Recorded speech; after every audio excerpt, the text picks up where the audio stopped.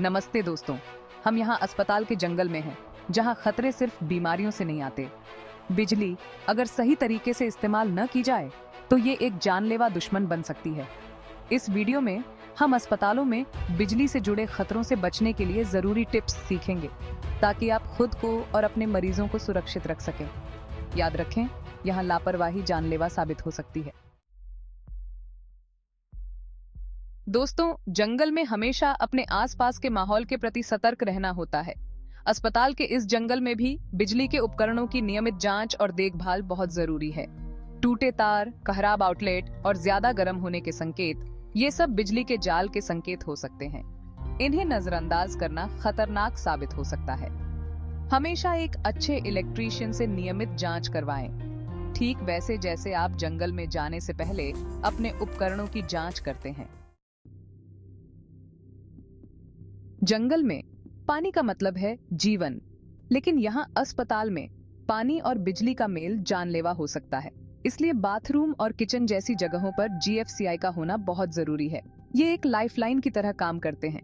जैसे ही बिजली का रिसाव होता है, ये तुरंत बिजली बंद कर देते हैं। इससे बिजली के झटके से बचाव होता है। याद रखें, पानी और बिजली का मेल जानलेवा हो सकता है, इसलिए GFCI का इस्तेमाल जरूर करें।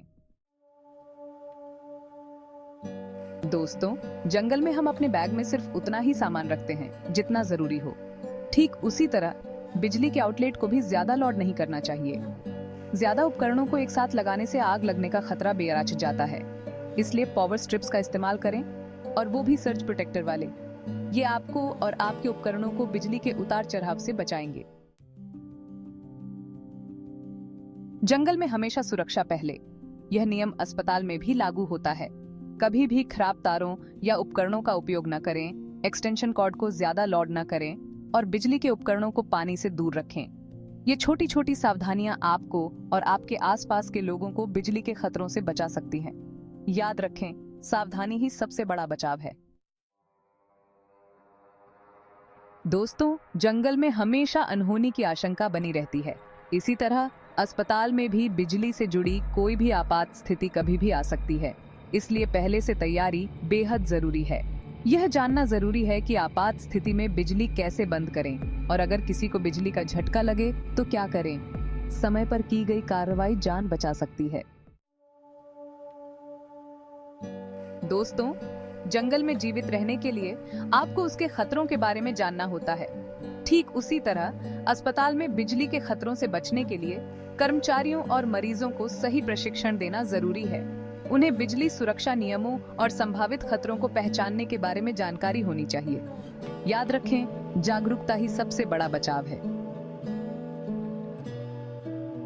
दोस्तों, जंगल में हमेशा अपने साथ सही उपकरण रखना जरूरी होता है। ठीक उसी तरह अस्पताल में भी मेडिकल ग्रेड के बिजली के उपकरणों का उपयोग करना चाहिए, जो खास तौर पर अस्पताल के लिए बनाए गए हों। इन उपकरणों की नियमित जांच और देखभाल भी उतनी ही महत्वपूर्ण है। याद रखें, सही उपकरण आपके और आपके मरीजों की सुरक्षा के लिए महत्वपूर्ण है। दोस्तों, जंगल में अंधेरा खतरनाक हो सकता है। इसी तरह अस्पताल में बिजली चले जाना जानलेवा साबित हो सकता है। इसलिए बैकअप पावर सिस्टम का होना बहुत जरूरी है, जो बिजली गुल होने पर भी जरूरी उपकरणों को चालू रख सके। यह मरीजों की देखभाल और सुरक्षा के लिए महत्वपूर्ण है।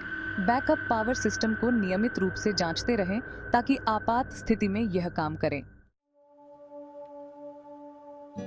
दोस्तों, जंगल के भी अपने नियम होते हैं जिनका पालन करना होता है। ठीक उसी तरह अस्पतालों और आवासों पर लागू होने वाले स्थानीय बिजली सुरक्षा नियमों और कोड का पालन करना जरूरी है। ये नियम लोगों के लिए उच्चतम स्तर की सुरक्षा सुनिश्चित करने के लिए बनाए गए हैं।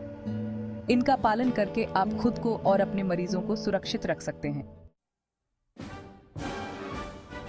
दोस्तों, जंगल में जीवित रहने के लिए आपको अपने कौशल का अभ्यास करना होता है।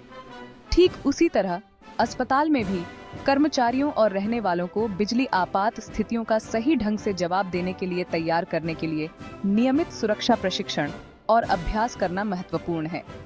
इससे यह सुनिश्चित होगा कि आपात स्थिति में हर कोई जानता है कि क्या करना है। तो दोस्तों, अस्पताल के इस जंगल में बिजली एक शक्तिशाली उपकरण है, लेकिन अगर इसका इस्तेमाल सावधानी से न किया जाए तो यह खतरनाक भी हो सकता है। हमने जो टिप्स सीखे हैं उन्हें याद रखें और हमेशा सतर्क रहें। याद रखें, आपकी सुरक्षा आपके हाथ में है। अगली बार तक सुरक्षित रहें और हमेशा तैयार रहें।